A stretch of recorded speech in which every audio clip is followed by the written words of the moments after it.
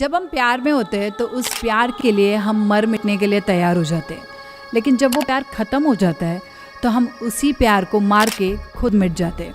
आज का केस है live in relationship murder case in Mumbai. 2 दिन बाद पता लगा कि उनके घर से ज़्यादा स्मेल आ रहा है।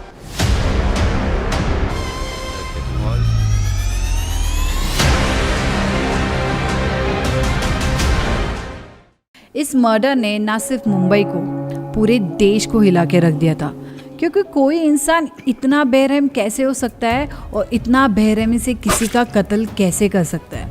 तो इस कहानी की शुरुआत होती है 10 साल पहले बोरिवली में।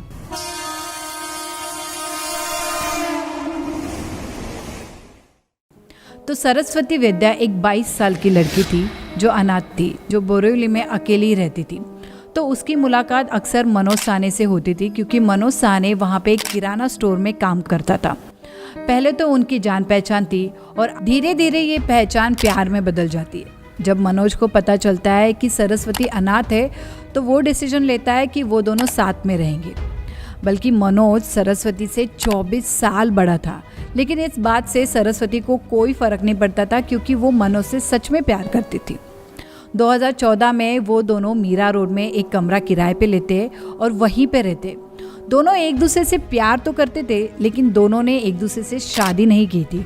वो दोनों लिव इन रिलेशनशिप में रह रहे थे। उसके बाद 2017 में वो दूसरे फ्लैट में शिफ्ट हो जाते।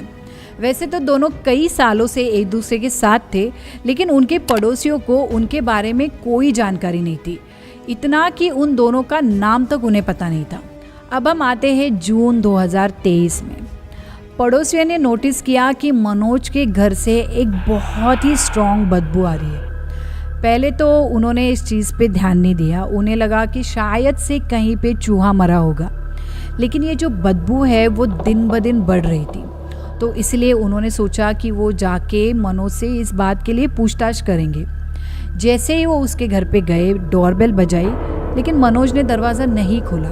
तो उन्हें लगा कि शायद घर पे कोई नहीं होगा, हम शाम को आके उससे बात करेंगे। जब शाम को पड़ोसी उसके घर पे गए तब मनोज ने दरवाज़ा खोला, और जैसे ही उसने दरवाज़ा खोला वो बदबू और भी स्ट्रॉन्ग होती गई। और इस चीज़ के लिए जब पड़ोसियों ने उससे पूछताछ की तब वो अजीब से जवाब देने लग गया, जैसे मुझे पता नहीं कि ये बदबू कहाँ से आ रही है, अभी मैं बाहर जा रहा हूँ, हम लोग बाद में बात करेंगे। ये जब जवाब पड़ोसियों ने सुने तो उन्हें लगा कि कुछ तो गड़बड़ है, इसलिए वो पुलिस को इन्फॉर्म करते। और जैसे ही पुलिस मनोज के घर के बाहर खड़ी हो जाती है, मनोज डर जाता है और भागने की कोशिश करता है, लेकिन पुलिस मनोज को पकड़ लेती है। जैसे ही पुलिस मनोज के घर में एंटर करती है, उन्हें पता चल जाता है कि इस घर में कुछ तो हुआ है, क्योंकि बेड के ऊपर एक ब्लैक कलर का प्लास्टिक बिछाया हुआ था। और जैसे ही वो किचन में एंटर करते वो सामने का नज़ारा देख के चौंक जाते हैं, क्योंकि किचन में 3 प्लास्टिक की बकेट्स थी जिसमें खून भरा हुआ था, और उसके अंदर थे कटे हुए ह्यूमन बॉडी पार्ट्स। और गैस के ऊपर एक कुकर था, उसके अंदर भी ह्यूमन बॉडी पार्ट्स को उबाला जा रहा था। और उसके बाजू में एक थी पतीली, उस पतीले में भी ह्यूमन बॉडी पार्ट्स के टुकड़े थे। और आप सोच भी नहीं सकते कि उस किचन में एक मिक्सर था, उस मिक्सर के अंदर ह्यूमन बॉडी पार्ट की पेस्ट बनाई हुई थी। ये नज़ारा इतना खौफनाक और डरावना था कि पुलिस भी दंग रह गई कि यहाँ पे हुआ क्या है। ये सब देखने के बाद पुलिस मनोज को तुरंत अरेस्ट कर लेती है और पूछताछ शुरू कर देती है। जब पुलिस मनोज से पूछताछ करती है तब सामने आता है कि मनोज और सरस्वती 10 साल से लिव इन रिलेशनशिप में रह रहे थे। शुरुआत में तो दोनों में काफ़ी प्यार था, लेकिन मनोज एक पॉजिटिव इंसान था। उसे लगता था कि सरस्वती का किसी के साथ अफेयर चल रहा है, क्योंकि मनोज उससे 24 साल बड़ा था।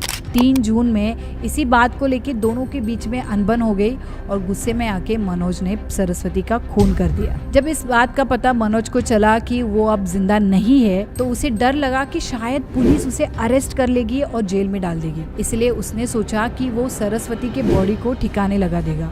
अपने क्राइम का सबूत मिटाने के लिए मनोज ने मार्केट में जाके एक ट्री इलेक्ट्रिकल कटर खरीदा। इसके बाद मनोज ने जो किया वो हम सब सोच भी नहीं सकते।